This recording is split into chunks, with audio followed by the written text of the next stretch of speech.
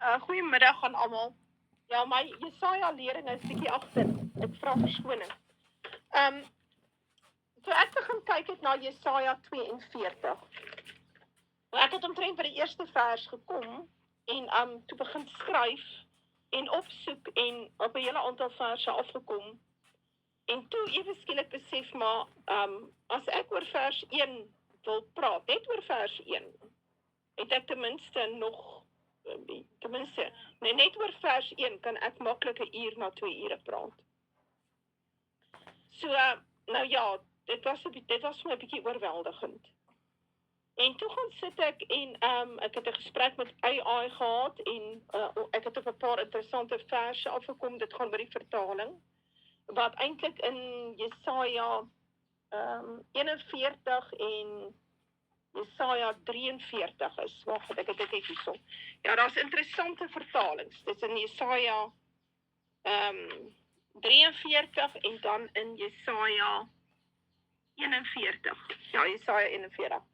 En ek glo daar's nog, sy het vir my nog 'n klomp gegee. So dit gaan oor die vertaling Anihu. So ja, dit is 'n Hebreëse twee Hebreëse woorde wat bymekaar gesit word en dit kom nie deur in ons vertalings nie. Lyk vir my dit kom 'n bietjie deur in die King James, maar dit kom nie noodwendig deur in hierdie 53 vertaling nie. En dit is vir my baie ontstellend. Dit is baie ontstellend vir my. Want dit is so 'n belangrike konsep en daaroor sal ek praat. Nou, Jesaja 42 is die aankondiging van die koms van die dienskneg. Hier kom Jahwe en hy stel aan ons sy dienskneg bekend. Nou, reg oor die skrif praat hy van, hy het hierdie een geroep en hy het daardie een geroep en hy het Israel geroep en so aan. Hy praat ook, hy het byvoorbeeld Rusland het hy ook geroep.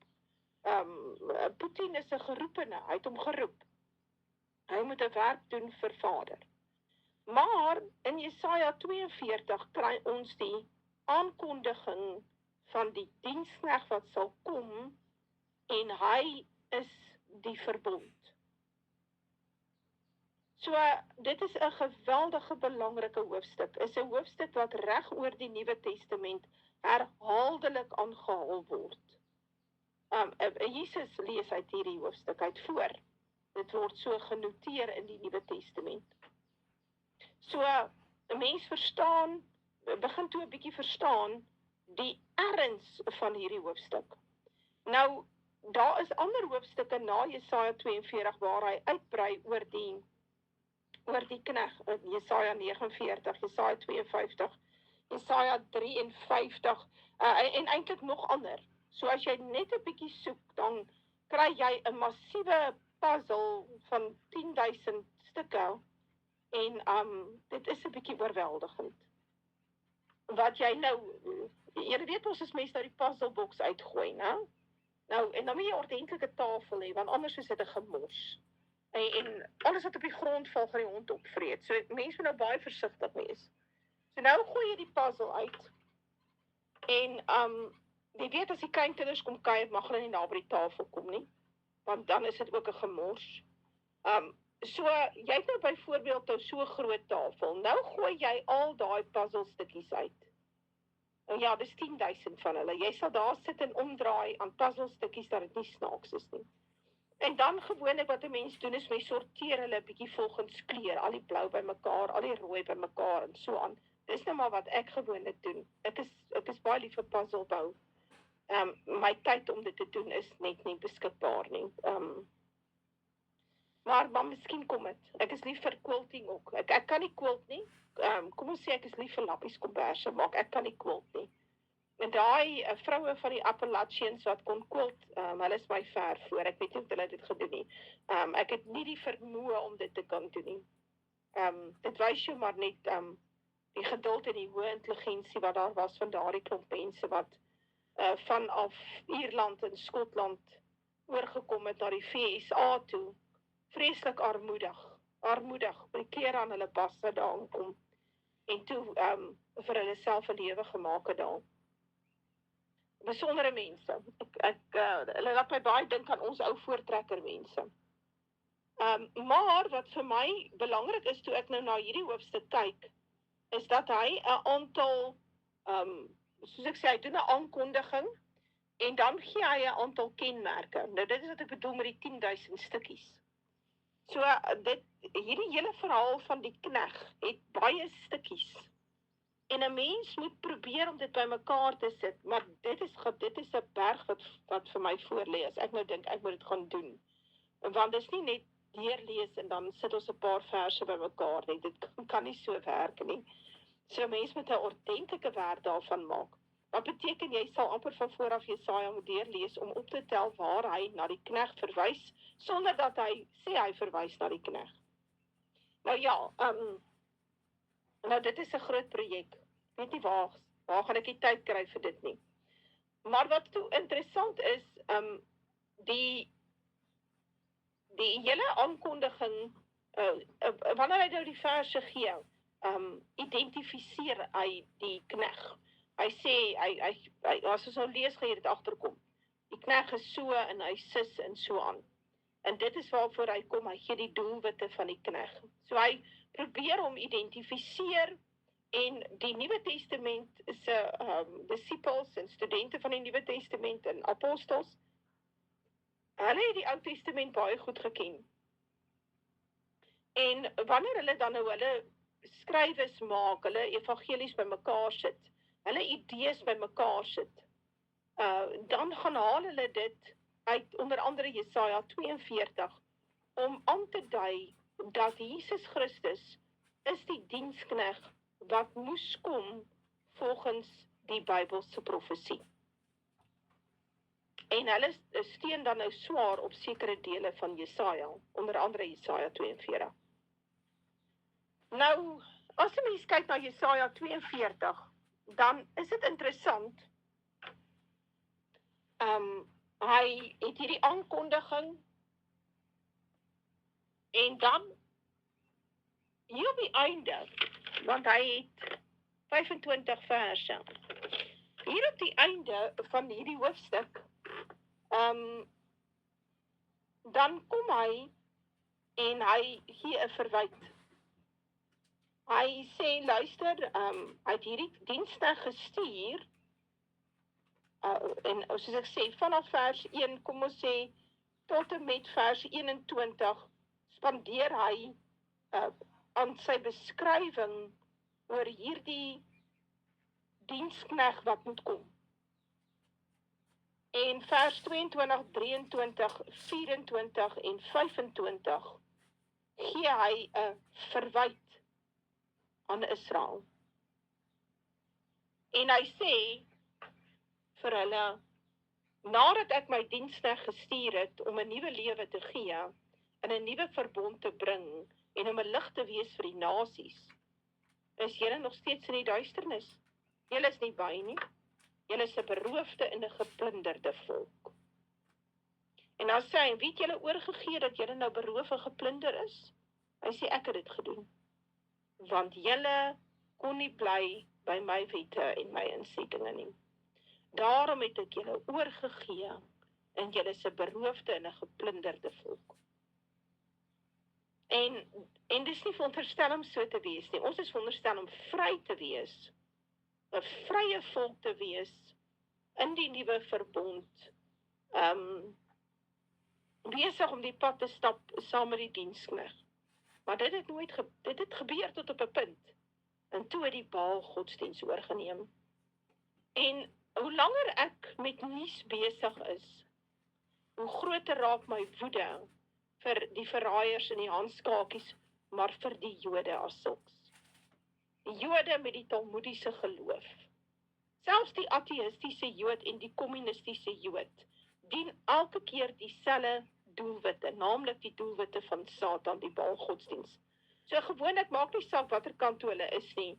Hulle is almal maar besig om die doelwitte van die Baal godsdiens te dien. Ek kan aan 'n paar dink wat ek nou noem dapper Jode. Ek het nou die laaste tyd gedink, Wanneer ek baie keer deur my nuus gaan, ek gebruik heelwat Joodse bronne, wanneer ek deur nuus gaan, is daar heelwat Joodse joernaliste en analiste en so wat ek baie keer na luister op YouTube. En interessant by hulle tel ek nie noodwendig hierdie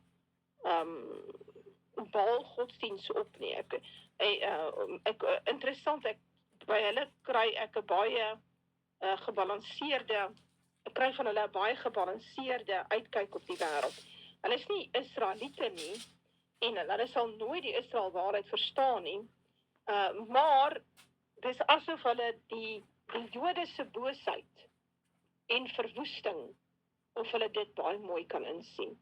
So, daar is dapper Jode. Ek het gedink ek wil 'n aantal video's maak oor die dapper Jode, sodat dit uitgesit kan word op die stelsel.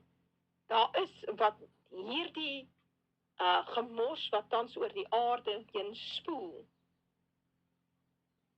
wat besig is om daarteen te praat. En ons moet daarteen praat. Ons kan nie ophou nie. Al hierdie teknokraat en alles is allemaal besig met hierdie Baal-godsdienst. En dis hierdie Baal-godsdienst wat van ons gevangenis maak. Nadat Jesus ons vrygemaak het, is ons nog steeds gevangenis as gevolg van ons eie gedrag, van ons eie oortredinge. Nou, as ons by vers 1 begin, so hy begin met die aankondiging en dan eindig hy met 'n verwyte. By vers 1, hy sê, daar is my knegg wat ek ondersteun, my uitverkorene in wie my siel 'n welbehae het. Ek het my gees op hom gelê, hy sal die reg laat uitgaan na die nasies. En nou sien ek hier 'n verwysing na Jesaja 4 vers 4, wat ek nou nie opgetel het nie.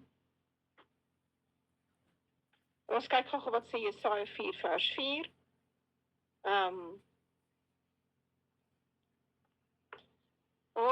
Hier waar hy praat, hier in Jesaja 4 vers 4 sê hy, as die Here die onreinheid van die dogters van Sion afgewas en die bloedskilte van Jerusalem daaruit weggespoel het deur die gees van strafgerig en die gees van uitdelging. Ja, onthou wat kom die knegg doen? Die knegg moet ons was in sy bloed, né? Ons moet nou in die nuwe verbond ingaan. Die nuwe verbond moet nou in plek kom. Nou onthou, as ek baie keer voorlees, as ek my verse opsoek, dan lees ek baie keer voor uit die 33-53 vertaling wat ek werk uit die Bybel app het. En wanneer ek vir julle voorlees, die hoofstuk lees ek vir julle uit die Blou Bybel voor. So, julle moet dan net agterkom hoe ek dit doen. En hierdie Blou Bybel is baie groot, so heen en weer skuif.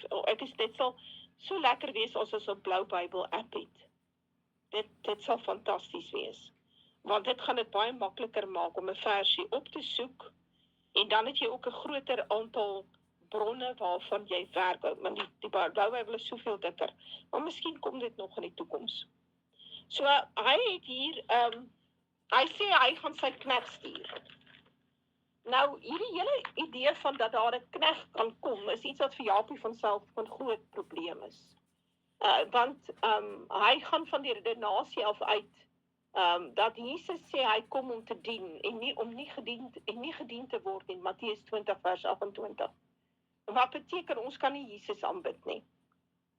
So, Jesus kom as 'n dienaar, en daarom kan ons nie Jesus aanbid nie, want hy het gekom om te dien,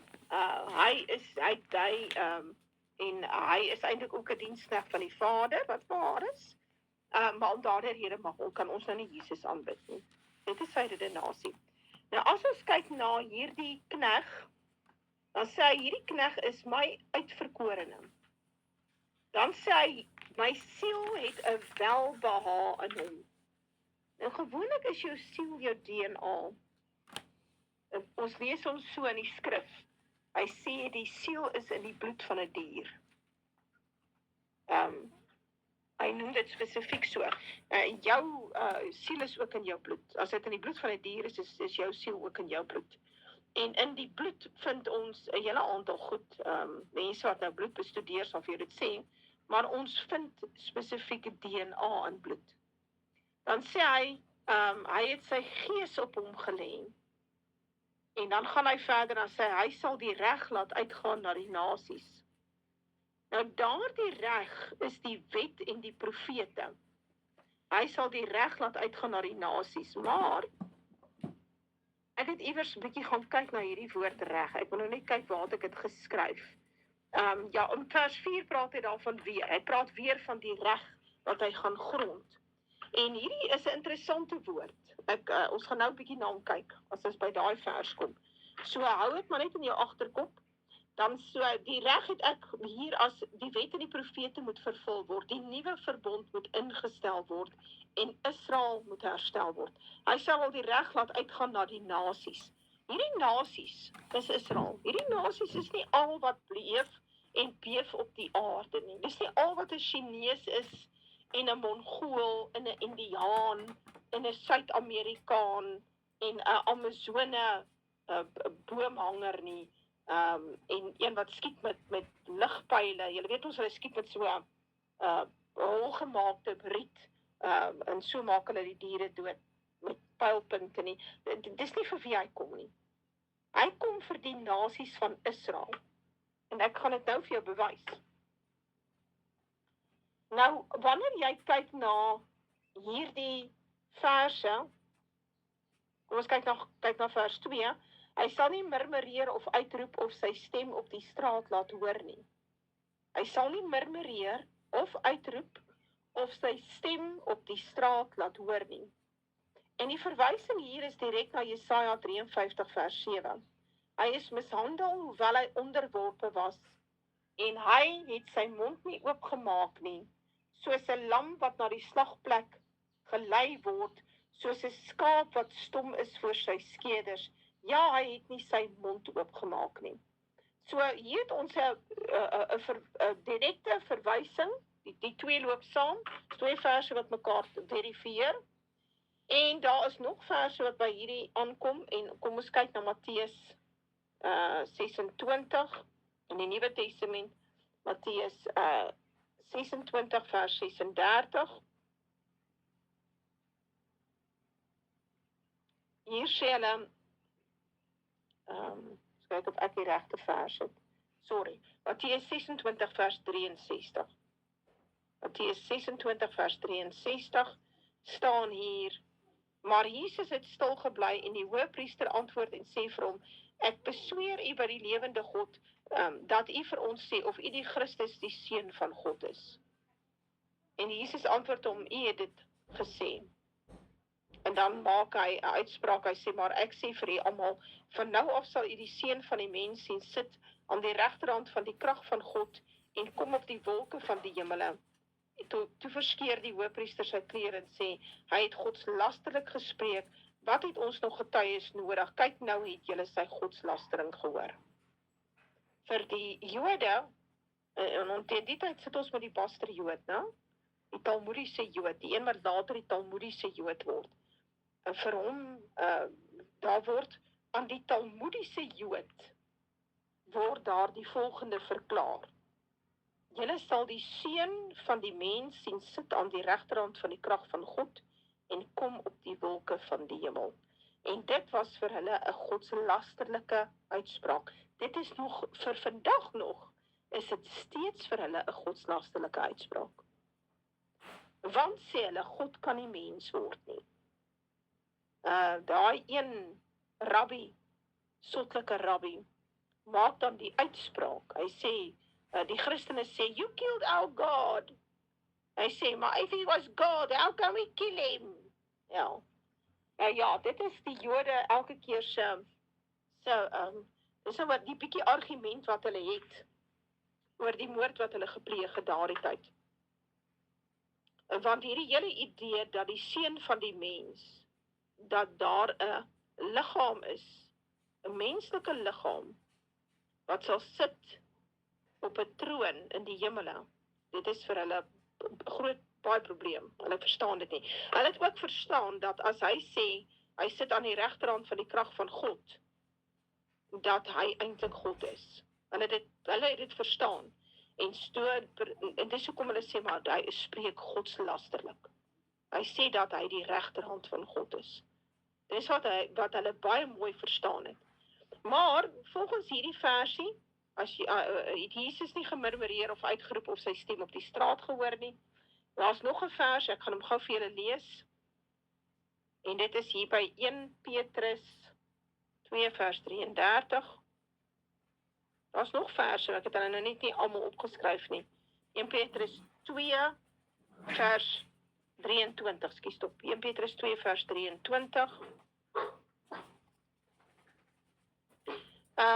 Ek gaan net die vorige verse lees. Hy wat geen sonde gedoen het nie, in wie se mond geen bedrog gevind is nie, wat toe hy uitgestel is, nie terug uitgeskel het nie, toe hy gelei het, nie gedreig het nie, maar dit oorgegee het aan hom wat regverdig oordeel, wat self ons sondes in sy liggaam op die kruishout gedra het, sodat ons die sondes kan afsterwe en vir die geregtigheid lewe, deur wie se wonde julle genees is. Nou hier is natuurlik ook 'n direkte aanhaling uit Jesaja uit. Hy is, deur sy wonde is ons genees. By Handelinge 8 vers 32, is daar nog ene, kom ons lees wat staan by Handelinge 8 vers 32.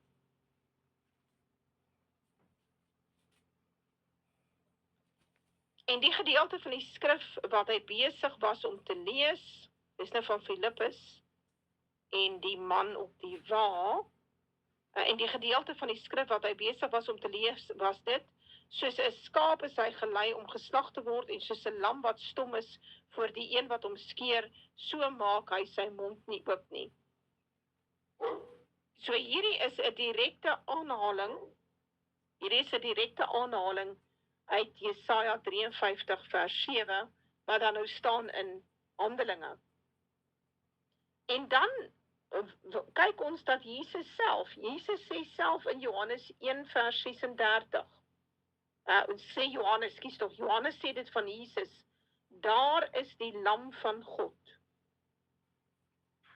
Dit sê Johannes self, toe hy Jesus sien, toe sê hy, daar is die lam van God.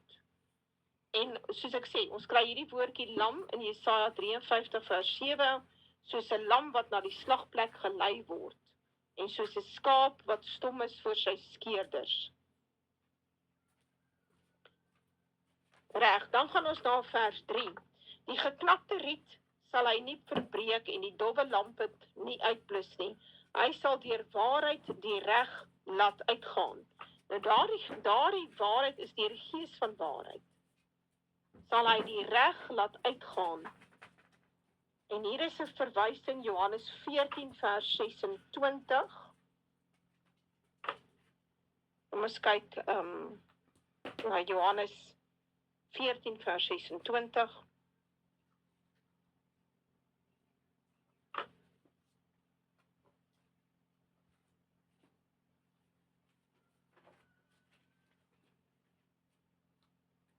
Maar die trooster, die Heilige Gees, wat die Vader in my naam sal stuur, hy sal julle alles leer en sal julle herinner aan alles wat ek vir julle gesê het. Nou hierdie Heilige Gees is dan nou ook hierdie waarheid. Hy sal deur die waarheid die reg laat uitgaan. Nou dit is die Heilige Gees gaan uit en hy leer almal en hy herinner hulle aan alles wat ek vir julle gesê het. So, die instelling van die nuwe verbond en die 4 evangelies in die Nuwe Testament is danksy die Heilige Gees of dan die Gees van waarheid. Hierdie versie word ook aangehaal in Matteus 12 vers 20. En hier sê hy, 'n geknakte riet sal hy nie verbreek nie en 'n lamppunt wat rook sal hy nie uitblus nie, totdat hy die reg tot oorwinning uitbring. En op sy naam sal die heidene hoop. Ek wil net aan die vorige vers toe gaan. Ja, hierdie hele Matteus 12, vanaf vers 18, lees hy sê,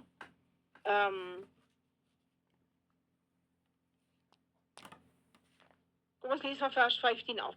En toe Jesus dit bemerk, dis nou die fariseërs wat nou weer saam met hom teen hom raad hou, het hy daarvandaan weggegaan en groot menigtes het hom gevolg, en hy het hulle almal gesond gemaak, en hulle 'n streng bevel gegee dat hulle hom nie bekend moes maak nie, sodat vervul sou word die woord wat gespreek is deur Jesaja die profeet.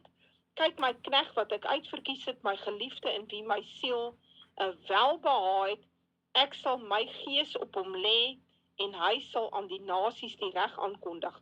Hy sal nie twis of uitroep nie en niemand sal sy stem op die strate hoor nie. 'n Geknakte riet sal hy nie verbreek nie en 'n lampet wat rook sal hy nie uitblus nie, totdat hy die reg tot oorwinning bring. Nou daardie reg tot oorwinning is die nuwe verbond. Sonder die nuwe verbond kan Israel nie op die ou einde in Esegiel 39 oorwin oor haar vyande en heers nie.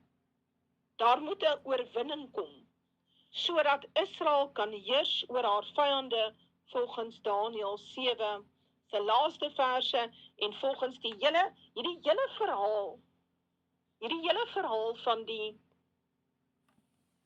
die rots, die stukkie klip wat nou afval van die groot rots. Mense dink is nou Jesus. Jesus is nou die klein rotsie wat nou afval van die groot rots. Klomp nonsens. Die groot rots is Jesus. Die klein stukkie wat afval is Juda.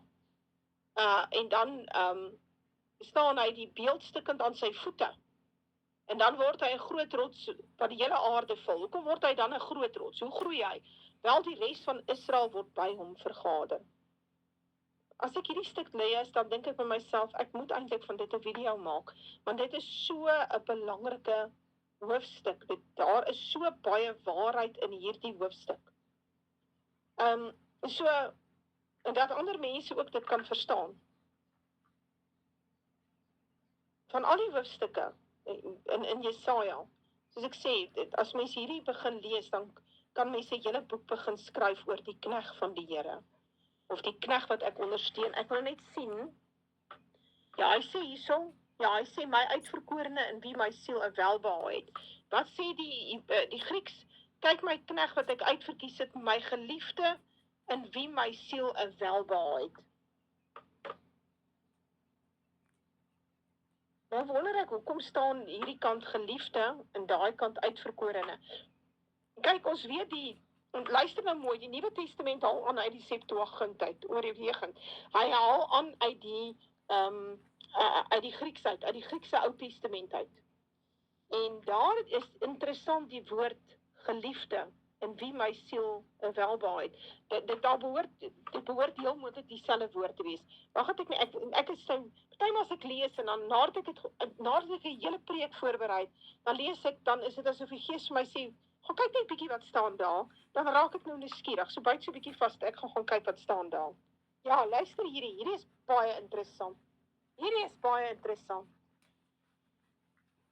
Wat vir jou, dit lyk amper asof daar ietsie weg is uit die Ou Testament. Hy sê, daar is my knegt wat ek ondersteun, my uitverkorene in wie my siel 'n welbehae het. Dit is vers 1 van Jesaja 42. Maar toe hulle met hom gaan sit in Matteus 12, daai apostels, toe hulle hierdie moes gaan oorskryf, die inligting wat hulle het, lyk 'n bietjie anderste as die inligting wat is in die Ou Testament. So luister mooi. Behold my servant, whom I have chosen. Goed, ek verstaan dit. Daar is my knegt wat ek ondersteun, my uitverkorene. Is interessant, die woord ondersteun is hier. Wanneer hulle hom aanhaal, sê hulle, behold my servant, whom I have chosen, my beloved. Nou, dis nie in die Ou Testament nie. In whom my soul is well pleased. My beloved. So, daar is my knegt wat ek ondersteun, my uitverkorene. Nou, dis wat in die Ou Testament staan. Hoekom staan daar nie in die Ou Testament, behold my servant, whom I have chosen, my beloved? Dit wil sê, kom ons lees hom net, in die 53 vertaling, kyk my knegt wat ek uitverkies het, my geliefde in wie my siel 'n welbehae het. Want hulle het hom gaan vertaal direk uit die Griekse Ou Testament uit. Die apostels werk 90% uit die Griekse Ou Testament uit. En hierdie woordjie, my geliefde, staan nie meer in jou Ou Testament nie. Hoekom nie? Wie het verkeerd geskryf, of is dit uitgehaal? Moet daar nie staan, daar is my knegg, wat my geliefde, daar is my knegg wat ek uitverkies het, my geliefde, in wie my siel 'n welbehae het nie. Moet daar nie staan, kyk my knegg wat ek uitverkies het, my geliefde, in wie my siel 'n welbehae het nie. Ek haal hom nou direk aan uit Matteus 12 uit. Hierdie is baie interessant, want hulle het hom gaan vertaal, hierso is hy, daar is my knegg wat ek ondersteun. Nou, dis ver van geliefde af. Ja, hierdie is baie interessant. Dit wys jou, daar is heel moontlike verandering wat plaasgevind het. Hier kan ons hom pinpoint. Hier het 'n verandering plaasgevind in die Ou Testamentiese teks, en ons weet die Jode het dit gedoen. Maar ek het al vir julle leringe hieroor gemaak, en dit maak my baie, baie kwaad as ek dit raak lees, want dit ontstel my tot in my siel in, want hierdie kodeks van hierdie Ou Testament, ek dink hulle noem hom die Leningrad Kodeks, kom uit die 11de eeu na Christus. Daar's getoring aan hom. Nie groot skaal nie major nie groot verse in, nee, klein goedjies, soos Jesus sê, in die Ou Testament staan daar, sê Jesus, U het vir my 'n liggaam berei. Dit staan nie in jou Ou Testament nie. Hebreërs haal dit aan, hy sê, Jesus sê, U het vir my 'n liggaam berei, in die Ou Testament staan daar, U het vir my ore gegrawe. Nou ja, dit wys jou maar net met wat het jy te doen. So, luister mooi, ek breek nie die Ou Testament af nie. Maar wat vir my ontstellend is dat die Ou Testament en die Nuwe Testament moet gel. Hulle moet saam dans. Verstaan julle? Die een kan nie 3 tree soontoe gee en dan is die ander een 3 tree die kant toe nie. Dit werk nie. Die twee gehele moet by mekaar wees. En dit is duidelik dat ons sit met 'n Ou Testament waarin getoring is. Neem kennis. Jy kan nie veel hier aan doen nie. Dis maar wat ons sit. Maar dit is waar die Bybelstudie vandaan kom. En ek het dit nie raak gelees nie. Vader het dit nou eers vir my gewys. So ek is, dit wys jou maar net. Mens besef nie. En ek wonder hoeveel ander ouens, ek weet mense het lyste gaan maak van hierdie verse, om te kyk waar hulle verskillend, maar ek het nou nie 'n boek wat dit het nie, ek het maar net een keer gesien op die internet, en daar's iemand het 'n goeie aantal video's gemaak oor die Septuagint en die Nuwe Testament en die Ou Testament, en daai tyd toe ek vir julle die leringe gemaak het oor waar die Septuagint verskil met die Hebreëse tekste, toe het ek sommer uit daai man se video's gewerk, want dit was so waardevol. Maar hierdie is 'n interessante nuwe een wat ek nie besef het nie. Maar goed, kom ons lees verder. Dis tog ek wil net wys die rede hoekom hulle getoring het aan die Ou Testamentiese teks, sodat hy nie ooreenstem met die Nuwe Testamentiese aanhalings nie, is om 'n skaduwee oor die Nuwe Testament te gooi en te sê, wel, hierdie Nuwe Testamentiese skrywers, wel, hulle kon nie aanhaal nie, of hulle kon nie ordentlik skryf nie, of hulle het 'n ding uit hulle duim uitgesuig, en dit wil sê, ons kan nie die Nuwe Testament vertrou nie, want hulle kon nie Israel aanhaal nie. Soos is een groot bedrogspel. Verstaan julle hoekom ek sê, hulle het aan die teks getoring. Ons weet hulle het aan die teks getoring. Ek gaan verder lees. Hy sal nie dof brand of geknak word, totdat hy die reg op die aarde gegrond het nie, en die eilande wag op sy wet. Nou, ons kan redeneer wel, Jesus was nou hierso, maar as jy nou kyk na die aarde, daar's geen reg op die aarde nie. Waar is die aarde? Waar is daar reg op die aarde? Waar? Ons vanaf Jesus naam, en daai tyd was dit die Romeine, toe sit die pausdom, toe sit Brittanje, Unie van Sosialistiese Sowjetrepublieke, nou is dit die VSA, dis geweld en bloedvergieting en oorlog aan mekaar. So waar is die reg op die aarde gegrond? En dit het alles te doen met die instelling van die nuwe verbond. Die nuwe verbond is ingestel 2000 jaar terug, maar hy is nie volledig geïmplementeer nie. Die implementasie kom met die herstel van Israel. Sonder Jesus is daar nie 'n nuwe verbond nie en kan die reg op die aarde nie gegrond word nie. Ons kan nie voortbeweeg na 'n tydperk waar Israel regeer en waar Jesus Christus by Israel oorneem en 'n 1000-jarige vrederyk afkondig op die aarde waar hy self regeer nie. Sonder Jesus is dit nie moontlik nie.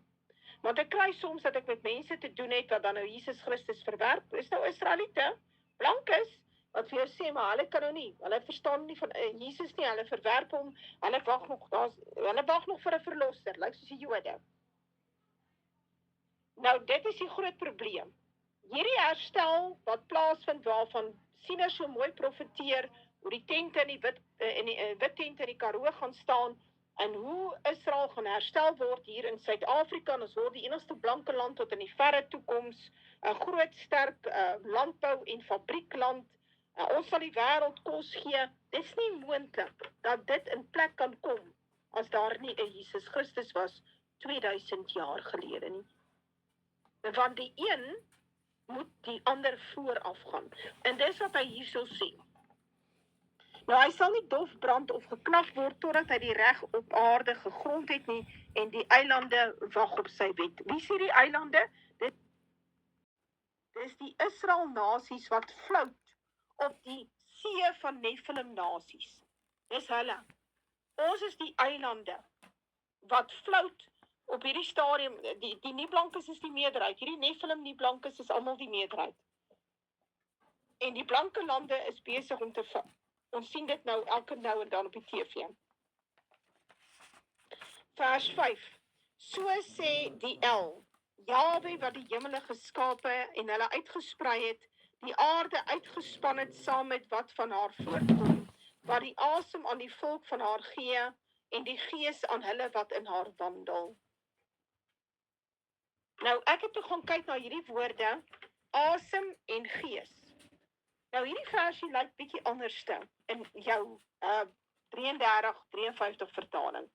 Hy lees so sê God, die Here wat die hemele geskape en hulle uitgesprei het, die aarde uitgespan het saam met wat daaruit voortkom, wat aan die aardbewoners die asem gee en die gees aan wie daarop wandel.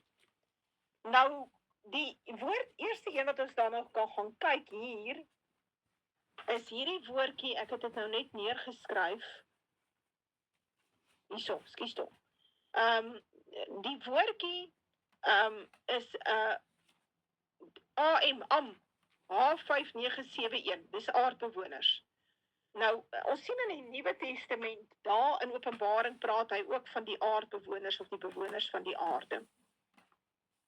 En dan kontrasteer hy dit met die menigte uit elke stam, taal en nasie en volk. En dan wil mense vir jou verduidelik, die een is soos die ander een. Die aardbewoners is ook nou elke stam, taal en nasie. Nee, die aardbewoners in Openbaring verwys na die Nephilim nasies. En elke stam, taal en nasie verwys na die Israel nasies, wat uit Israel uit voortkom volgens die belofte. Nou, as jy gaan kyk na hierdie woordjie aardbewoners, wat hulle vertaal het as aardbewoners, hier het hulle hom gaan vertaal as volk. En dit kan wees, want dit verwys na a people that are one, eenheid, soos 'n tribe. So die woordjie wat hier gebruik word vir aardbewoners kan ook gebruik word vir volk of 'n stam of 'n eenheid van 'n groep mense. Nou die ander woord wat hy hier voorkom is dan nou asem, is H5397 en dit werk op die breath of life.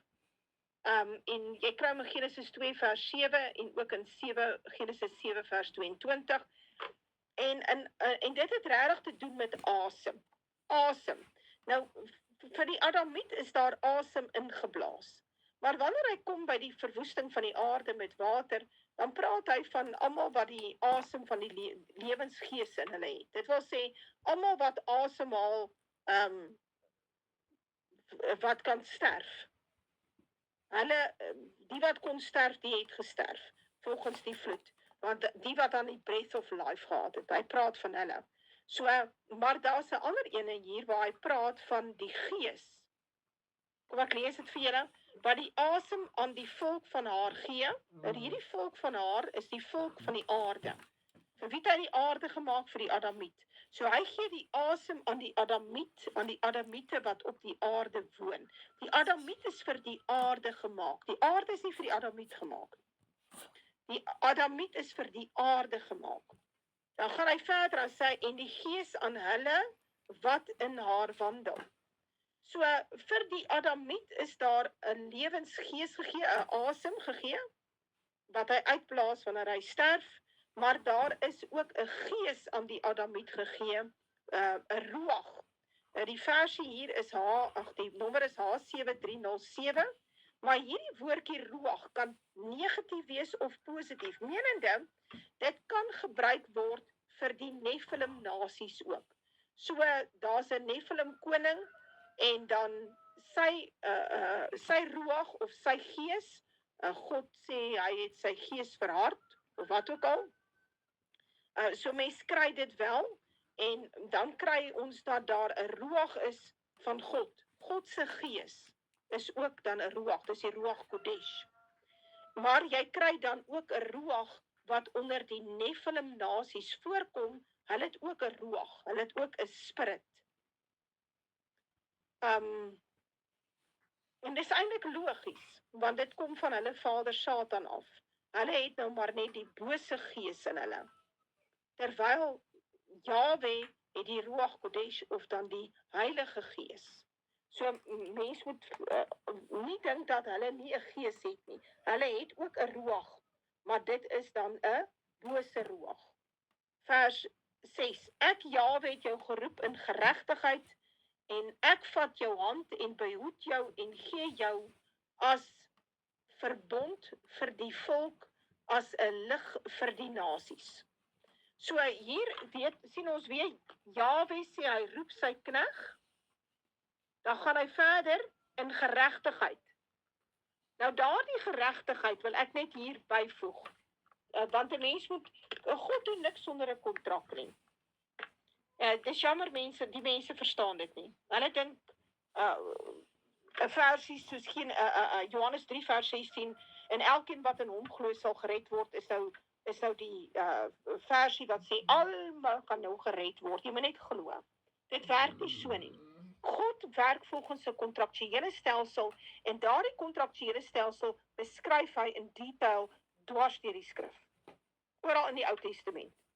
Bepaal daardie kontrakte, bepaal die geregtigheid. Dit wil sê hy werk as 'n regspersoon. Dit is soos ek dit verstaan. Nou die ouens wat advokate en so gestudeer het, dan moet my maar reg help en sê of ek die regte woord gebruik. Ek het 'n jaar kommersiële reg gehad in my honeursjaar, om my bietjie besig te hou in die dag. Ek het dit baie interessant gevind, maar wat ek daar geleer het, dit is nou kontraktereg, was dat alles moet maar verkieslik beskryf word. Want as dit beskryf word in 'n kontraktuele vorm, en dan moet dit voldoen aan die vereistes wat die wet stel, wel dit beskerm albei partye. Verstaan julle wat ek vir julle sê? Ek is jammer, ek sien ons trek albei 43 minute en ek trek nog net by vers 6. Ek vra verskoning. Maar ek kan nie deur hierdie goed hardloop nie. Soos wat ek lees, dan kom ek agter, maar eintlik daai is 'n baie belangrike stuk. Dis asof die Heilige Gees vir my sê, weet jy wat, jy het nou alles neergeskryf, maar jy het daai woordjie, jy nou nie behandel in jou stuk nie. So nou moet jy hom gaan soek. So nou dit is waar ek kom by hierdie hele idee van geregtigheid. So daar moet 'n kontraktuele beskrywing wees. Kom ek lees vir julle hierdie. Dis Psalm 110 vers 4. Die Here het gesweer en dit sal hom nie berou nie. U is priester vir ewig volgens die orde van Melchisedek. Nou as jy, is ou kort, hy 7 versies. Nou sê hy van Dawid op 'n Psalm, die Here het tot my Here gespreek. Luister mooi, die Here het tot my Here gespreek. Sit aan my regterhand tot ek die vyande maak 'n voetbank vir die voete. Nou hier is dit baie duidelik dat Dawid Jesus Christus aanbid. So hy sê, Jahwe het tot my meester gespreek. Nou wie is die meester van Dawid? Dit is Jesus. So die Jahwe sê aan Dawid se meester, sit aan my regterhand, totdat ek u vyande maak 'n voetbank vir u voete. Nou hierdie is 'n belangrike vers, want ons gaan hom nou gaan ons weer na hom kyk. U magtige scepter sal Jahwe uitstrek uit Sion en sê, heers te midde van u vyande. So, hierdie meester van Dawid, wat Dawid dan ook ken as my meester, is nou Jesus Christus. Hy sal die magtige scepter hê, en hy sal heers uit Sion uit, dit is nou die boerevolk. Dan sê hy, u volk sal baie gewillig wees op die dag van u kruismag. 'n heilige feesgewade, dis die blinkklere van Openbaring, uit die moederskoot van die dageraad. Nou, watter dageraad? Waarvan praat hy? Hy praat van op 'n nuwe aarde, uit die moederskoot van die dageraad, daar kom 'n nuwe dag vir die aarde. Die moederskoot, die aarde se moeder, sy baar ons, sal vir u wees die dou van u jong manskappe. Hy praat van die 144,000, wat dan natuurlik 'n groot nasie sal word. Dan sê hy, die Here het gesweer, en dit sal hom nie berou nie, u is priester vir ewig, volgens die orde van Melchisedek. Nou wat hy hier sê, is hy sê, ek Jahwe het jou geroep in geregtigheid. Daai geregtigheid is hierdie eedswering. Want sonder dat, dan moet iets in plek wees. Daar was 'n wet wat gesê het, die Lewiete is priesters. So, dan moet nou iets wees wat dit verander. En dit wat dit verander, is hierdie eedswering, dat die Melchisedek orde weer ingestel kan word. En die eedswering is gemaak volgens Hebreërs na die wet. So, op 'n sekere stadium moet hy die wet, die Levi-orde wet vervang. Maak dit vir julle sin? Ek onthou ek het baie hieroor al gepraat, maar ek kan nog nie eers onthou watter audio het ek bietjie, seker toe ek Hebreërs gedoen het. Dan sê hy, en ek vat jou hand en behoed jou en gee jou as 'n verbond vir die volk. Nou, daar's 'n ander, hy sê dit op 'n ander vers ook, Jesaja 49 vers 8. Ek het nog net die 2 plekke opgespoor. Dit mag wees dat daar nog plekke is waar hy dit so sê, maar ek weet net van hierdie 2 plekke. Die een is dan nou hierdie een in Jesaja 42 en die ander is Jesaja 49 vers 8. En 'n mens moet dit by jou kop inprent. Skryf dit op jou yskas, dat jy dit kan sien, dat jy weet waar hierdie 2 verse staan. Want hierdie 2 verse is in 'n groot mate die fondasie van die Nuwe Testament. Is dat daar een is gegee is as 'n verbond vir die volk. En met die Ou Testament, met die Sinaï, toe is daar is diere geslag as deel, as die verbond. Verstaan jy?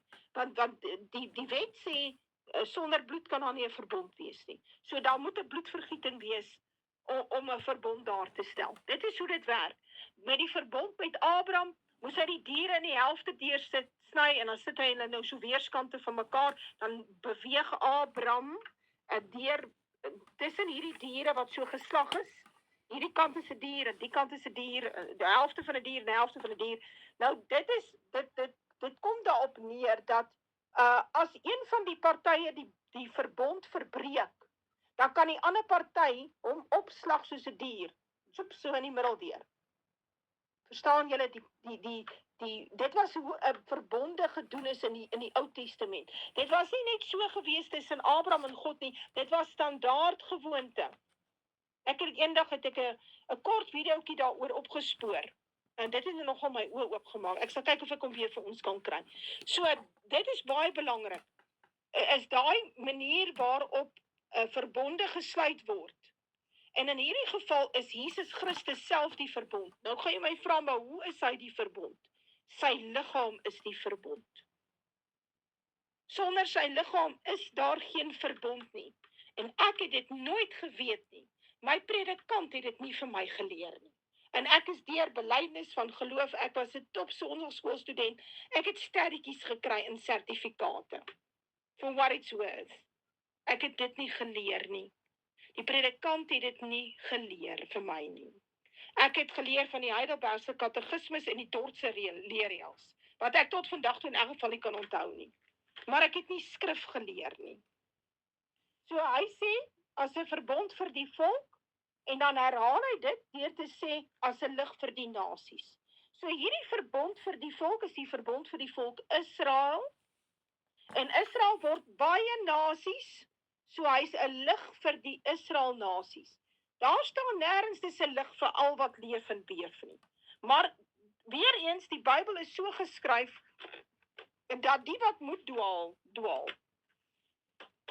Dan gaan hy verder, want hier is hy nou besig om vir jou verduidelik waarvoor is hy geroep. Hy is geroep in geregtigheid, as 'n verbond vir die volk, as 'n lig vir die nasies, vers 7, om blinde oë te open, om gevangenes uit die kerker uit te lei, uit die gevangenes diegene wat in duisternis sit. So hy moet die blinde oë oopmaak, dit wil sê, ons wat in die heidendom gesit het, daardie mense se oë moet geopen word om by die verbond en by Jesus Christus uit te kom, om gevangenes uit die kerker uit te lei. Dit is veronderstel om ons vry te maak van die stelsel. Hierdie verbond is veronderstel om ons vry te maak en apart te plaas van die stelsel. Maar dit het nie gerealiseer in 'n groot mate nie. Daar was op 'n stadium sodat die protestante nasies, sterk nasies was in die laaste 100 jaar of so, en by protestantisme uitgekom het, en regtig 'n besondere pad gestap het, en toe is hulle heeltemal verrot, hulle is geruismuur deur die vrymesselary, die Baalgodsdienst, die Fabian Society en die Jode. En dan moet hy uit die gevangenis diegene wat in duisternis sit, moet hy uitlei. Nou dit verwys direk na die doderyk toe. So, wat hy hier probeer sê is, Jesus Christus, kyk die kerk is of jy sê, en hy daal ter helle neer, dit is deel van die geloofsbelijdenis, dit is so verkeerd. Daar kan nie staan, hy daal ter helle neer nie, hy was nie in die hel nie, hy was in die doderyk. In die gevangenis was hy daar waar die Israeliete, die geregverdige Israeliete aangehou is. Hulle is aangehou in die doderyk, want met die sondeval het Satan beheer gekry oor die gees van die Adamiet. So wanneer die Adamiet sterf, wel, dan is hy in die hande van Satan, en hy word gestoor in die gevangenis, in die doderyk, waar dit ook al is, en daar het Satan beheer oor daardie siele. Hulle is gevangenes van Satan, van die doderyk. Ek gaan vir julle die tweede vers lees wat hierby saamgaan. Jesaja 49 vers 8. So sê die Here, die verlosser van Israel, sy heilige, aan die diep veragte, aan hom wat 'n afskie is by die volk. Deesdae is Jesus 'n afskie by die volk.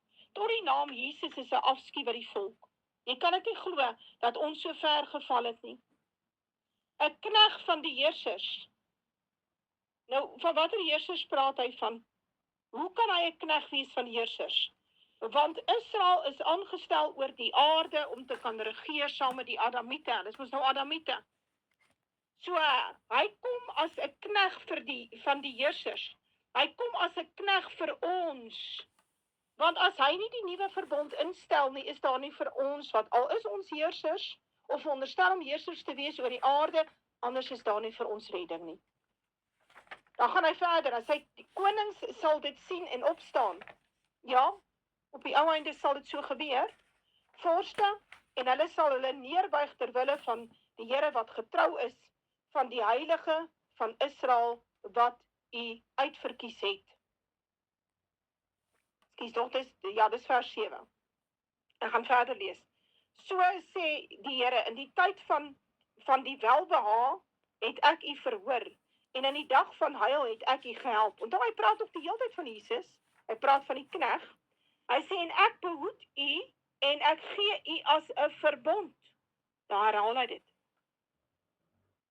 Van die volk, om die land weer op te rig, om verwoeste erfenisse te laat beerwe, om te sê aan die gevangenes, gaan uit, aan hulle wat in duisternis is, kom te voorskyn. Dis waarvan hy praat. So hy gee doelwitte. Hy sê, sonder die verbond kan ek nie die land oprig nie. Hy praat van die land Israel, en hy praat nie van die Midde-Ooste nie. Daar waar Israel is, daar is hulle land. Hy kan daardie herstelde Israel koninkryk nie weer oprig sonder die nuwe verbond nie. Hy kan nie die verwoeste erfenisse, ons kan niks beerwe nie. Ons kan nie 'n erfgenaam wees van 'n nuwe aarde sonder die nuwe verbond nie. Hy moet ons vrymaak van die stelsel om dit in elk geval te implementeer, en dan sê hy om die gevangenes te sê, gaan uit aan hulle wat in duisternis is, kom tevoorskyn. En hierdie ek het al hieroor gepraat, en dit het alles te doen met die doderyk. In Jesaja 25 vers 8 sê hy sal die dood vir ewig vernietig, en die Here sal die trane van alle aangesigte afvee. En hy sal die smaad van sy volk van die hele aarde al wegneem, want die Here het dit gespreek. So, hierdie vertrapping van Israel wat ons nou sien, is 'n smaad. Hy sê hy gaan dit verander, hy gaan dit herstel. Maar wat hy hier praat is, hy sal die dood vir ewig vernietig. Wat hy hiervan praat is die doderyk. Want ons gaan nog steeds dood, reg? Nou hy praat hiervan dat die doderyk, die dood, Satan, het nie meer beheer oor ons gees as ons nou sterf as 'n geredde nie. As jy sterf as 'n ongeredde, dan gaan jy wagkamer toe, jy gaan doderyk toe. Nou, Jesus haal hierdie spesifieke deel aan. Hy lees dit vir hulle voor in Lukas 4, ek dink hier vanaf vers 18. Hier word gepraat uit in die sinagoges geleer, dan sê hy, en die boek van die profeet Jesaja is aan hom oorhandig, en toe hy die boek oopmaak, kry hy die plek waar geskrywe is. Die gees van die Here is op my, omdat hy my gesalf het om die evangelie aan die armes te bring. Hy het my gestuur om die wat verbryseld van hart is te genees, om aan gevangenes vrylating te verkondig en aan blindes herstel van gesig, om die wat gebroken is in vryheid weg te stuur, om die aangename jaar van die Here aan te kondig. Nou dit is hierdie Jesaja 42. 1 Petrus 3 vers 18 en 19. Want Christus het ook eenmaal vir die sondes gelei, hy die regverdig vir die onregverdiges, om ons tot God te bring, hy wat wel gedood is na die vlees, maar lewend gemaak deur die gees, in wie hy ook heen gegaan en gepreek het vir die geeste in die gevangenis. Hy praat hier van die doderyk.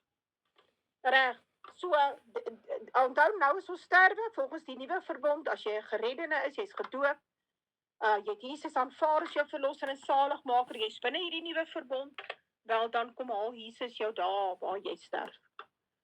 En hy vat jou na die plek wat hy vir jou gereed gemaak het. Nou in vers 8, ek gaan dan nou hier eindig, en dan moet ons maar 'n tweede deel doen. Hy sê, ek Jahwe, dit is my naam, en my eer sal ek aan geen ander gee, of ook my lot aan die gesnede afbeeldings nie. Nou hierdie is 'n baie belangrike versie, want wanneer jy kyk na die knegg van die Here, dan word daar aan hierdie knegg van die Here, kry die eer. Hy gee sy eer aan hierdie knegg van die Here. Hy maak hom die redder, hy maak hom die verbond, hy maak hom die lig van die nasies, hy maak hom die rots en die herder. So, hier sê hy gee nie sy eer aan 'n ander nie. So wie is die knegg dan nou? Hoe kan hy dan nou 'n knegg oprig, en dan gaan hy nou hierdie knegg, dis duidelik, as hierdie knegg is dan nou die nuwe priester wat sal kom, volgens die Melchisedek orde, en hierdie knegg gaan nou optree as 'n redder vir die volk, hy sal die heiland wees van Israel, die verlosser, en hierdie knegg sal sit op 'n troon, hy sal heers oor die nasies, en hierdie knegg sal, die Almagtige sal dan nou hierdie knegg se vyande 'n voetbank maak vir sy voete. So, wie is die knegg? Die knegg is dan nou Jahwe self. Hoe sal Jahwe dan nou 'n ander koning op sy troon laat sit? Hoe dan nou? Hy is dan die een wat sê hy is koning van Israel. Hoe maak hy dan 'n ander een koning van Israel? En dan lê hy sy gees op hom, en hy is sommer dan ook die verbond, en die lig van die nasies. Is Jahwe nie die lig nie? Nou ja, as mens verstaan, hierdie vers is ingesit, sodat jy verstaan, dat Die eerste 7 verse praat hy oor die knegg. Vers 8 verduidelik hy vir jou, hierdie knegg is ek self. Want ek gee my eer aan niemand nie. So hier is baie belangrik om te verstaan. Ek probeer altyd kyk hoe werk die gedagtegang van die skrywer. Maar ek dink nie ek is opgelei vir dit nie. Ek leer maar soos van, gelukkig kan ek lees en skryf, dit maak 'n verskil. Maar nou ja, kom ons gaan oor na die tweede deel oor hierdie Jesaja 42. Soos ek onthou wat ek vir julle gesê het, toe ek begin kyk het na hierdie, nou ja, toe sit vir my oorweldigend, want daar is so baie losdrade en versies wat hierby moet aankom, dat 'n mens oor Jesaja 42 kan ek 'n boek skryf. Goed, so hierdie is dan die einde van deel 1 en dan gaan ons oor na deel 2 toe.